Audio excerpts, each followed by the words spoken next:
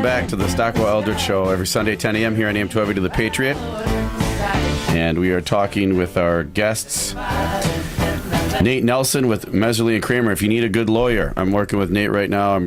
We're communicating via email. I'm a little behind. Apologize, Nate, but we're going to catch up on the LLC structures, how to do that properly.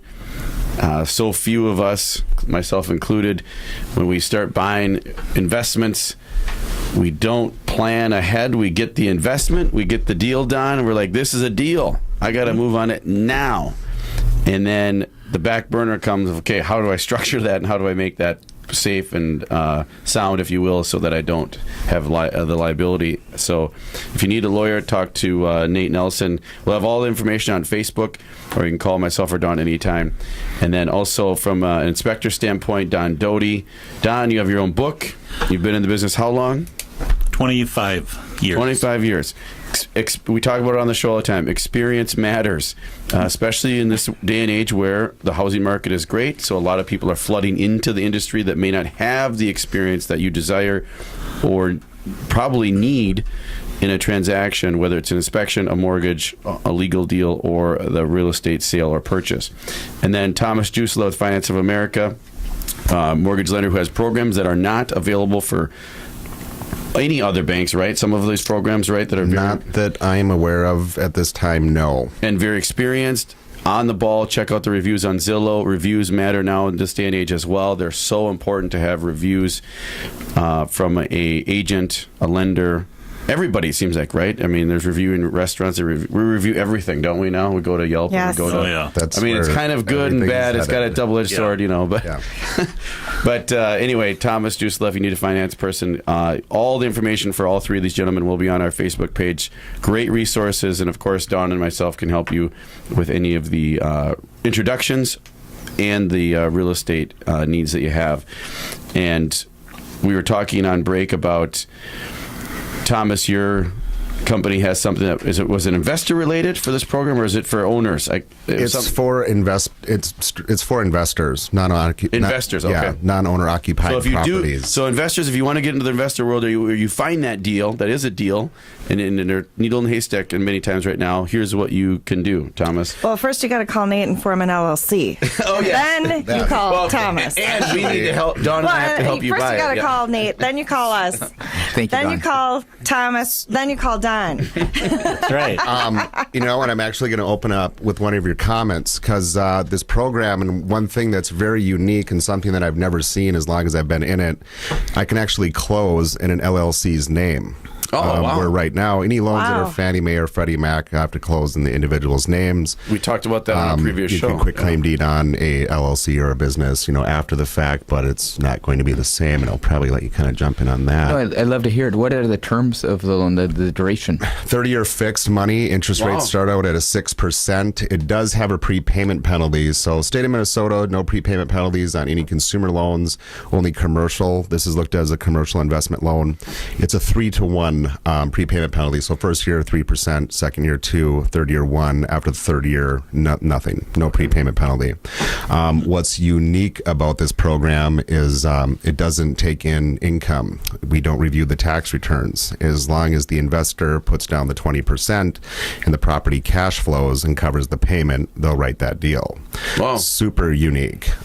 Same thing with other people that have more than 10 properties that are financed.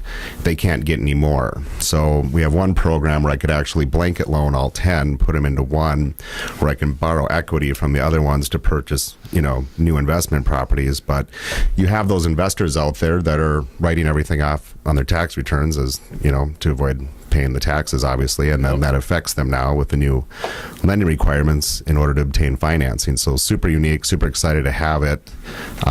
I think it's going to be a game changer for a lot of people. So if you're an investor or you know someone, this sounds great. And if you're also a skeptic or an alarm, you're kind of alarmed by, oh my gosh, they don't have to check your tax returns.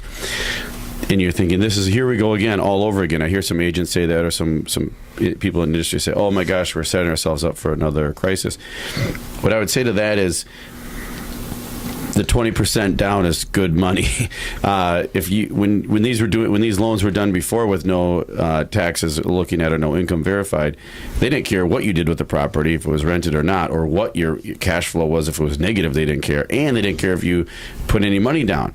So now there's two critical criteria here. You have 20% down, which is a significant amount down, and the property has to be making money. In other words, covering the cost and making cash flow.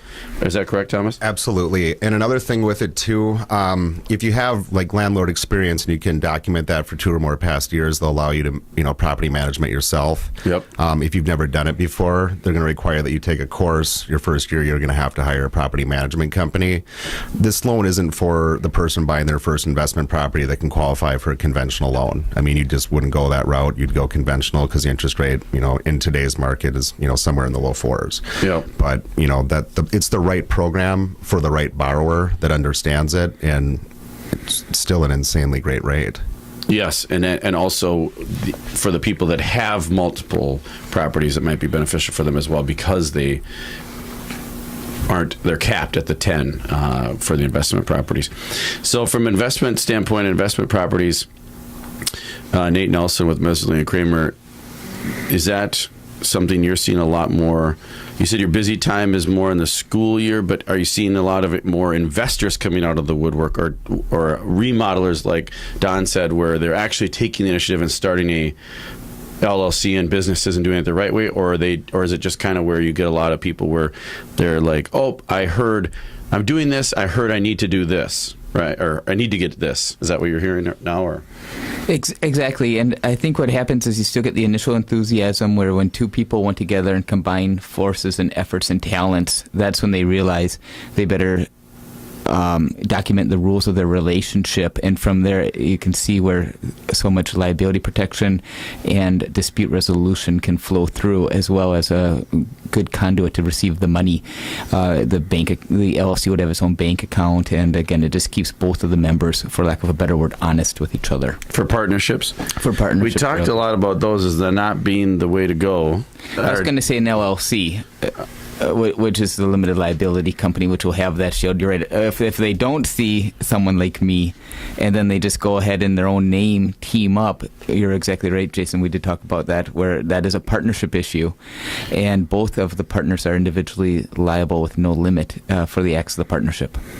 Are there any new laws, regulations, anything that might affect, in your experience, Nate, setting up corporations or setting up companies, or doing using real estate as an investment tool and limiting liability? Is there anything like that? I know Thomas is ridden with new changes in regulations all the time in the lending world.